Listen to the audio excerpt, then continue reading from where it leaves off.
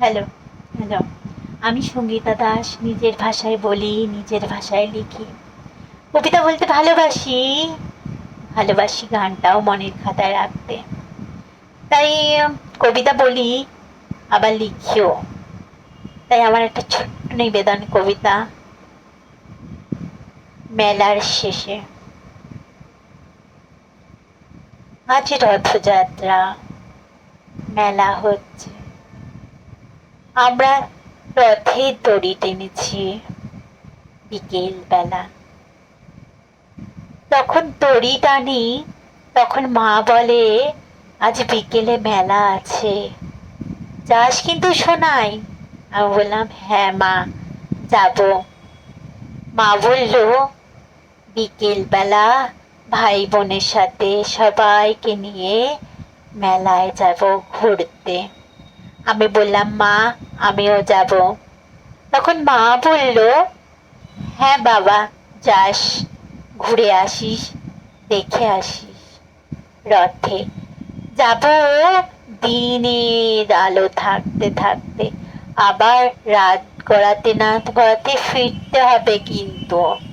আমি বললাম মা, তাড়াতাড়ি ফিরবো, তুমি চিন্তা করো না, ভাই বোনদের নিয়ে সবাইকে নিয়ে আমি আসবো, তাড়াতাড়ি আসবো মাম্মা।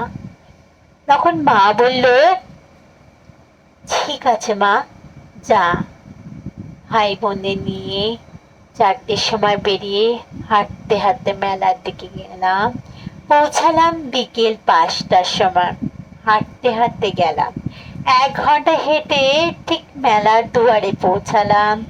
ঘুরলাম মেলাটাকে, উপভোগ করলাম রং বেরঙের চুড়ি, নানা রকম পুতুলের সংহার। ভালোবাসার মধ্যে আছে জিলাপি, আছে পাঁপড় ভাজা, আছে রকম খাওয়া দাওয়া, আর আছে অনেক কিছু যাদের যা আমাদের প্রয়োজন, সেই সব নিয়ে এই মেলা। ভাই বোনরা জিদ করতে শুরু করলো। বোন বলল আমার চুড়ি চাই, ভাই বলল আমার দিদি ভাই পাঁপড় ভাজা চাই। তাই ভাই বোনের কথা মতো বোনকে চুড়ি পরিয়ে, হাতে লাল রঙের চুড়িতে বোনকে সাজালাম। আর ভাইকে কিনে দিলাম ঘোড়ার পুতুল, কিনে দিয়ে তাকে পাঁপড় ভাজা খাইয়ে আমরা মেলাটাকে ঘুরতে ঘুরতে এদিক থেকে ওদিক, ওদিক থেকে এদিক ঘুরে চললাম। ঘুরতে ঘুরতে একটা আমরা জিনিস লক্ষ্য করলাম, একটা ছোট্ট মেয়ে, যে মেয়েটার বয়স জোর হলে 10 বছর হবে, সেই মেয়েটা একটা দড়ির উপর নেচে যাচ্ছে, হেঁটে যাচ্ছে।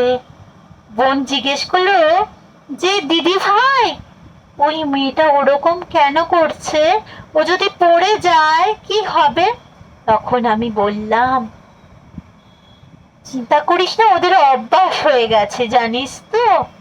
ওরা ওরা পেটের জ্বালায়, ওরা দুমুঠো খাওয়ার জন্য ওরা ওই দড়ির উপর নাচ দেখায় দেখায় যাতে ওদের পেট চলে। দুজন ওই খেলা দেখে ওদের পয়সা দেয়, সেই পয়সা দিয়ে ওরা এর দুমুঠো পেটের জন্য দেয়, এরা খেলা দেখায়। বলে দিদি ভাই এত কষ্ট করে ওরা পড়াশোনা করে?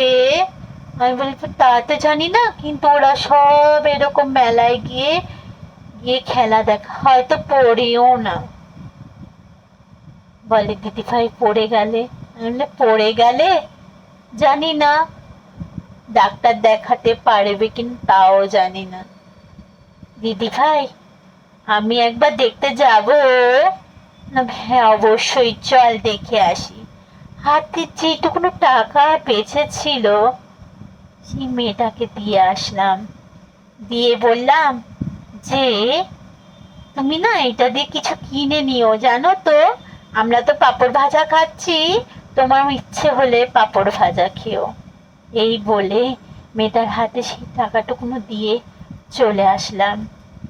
ভাবলাম যে হয়তো আর কোনোদিন দেখতে পাবো কিনা জানি না, আবার 1 বছর পর আসবে মেলা, আবার 1 বছর পর মেয়েটা আসবে কিনা, মেয়েটাকে দেখতে পাবো কিনা জানি না, হয়তো অনেকটা বড় হয়ে যাবে, এই খেলায় থাকবে কিনা জানি না।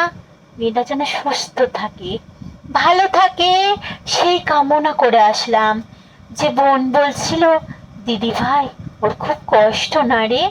আমি বললাম জানি না রে, কষ্ট কিনা, হয়তো ওর বাবা মা কিনা তাও জানি না, ও কি অনাথ তাও জানি না, হয়তো রাস্তায় কুড়িয়ে পেয়ে ওকে দিয়েই খেলছে। জানি না যে আদৌ ও এই পরিবারের কিনা, হয়তো পেটের দায়ে ও খেলছে, যখন বড় হবে কোথায় ও চলে যাবে তাও জানি না। আমি একটু বুঝদার ছিলাম যেহেতু আমি বড় ছিলাম, আমার ছোট বোন আর ভাই অত বুঝতো না। আমি বুঝতে পেরেছিলাম ওর ভেতরের কষ্টটা, না পাওয়ার জ্বালাটা।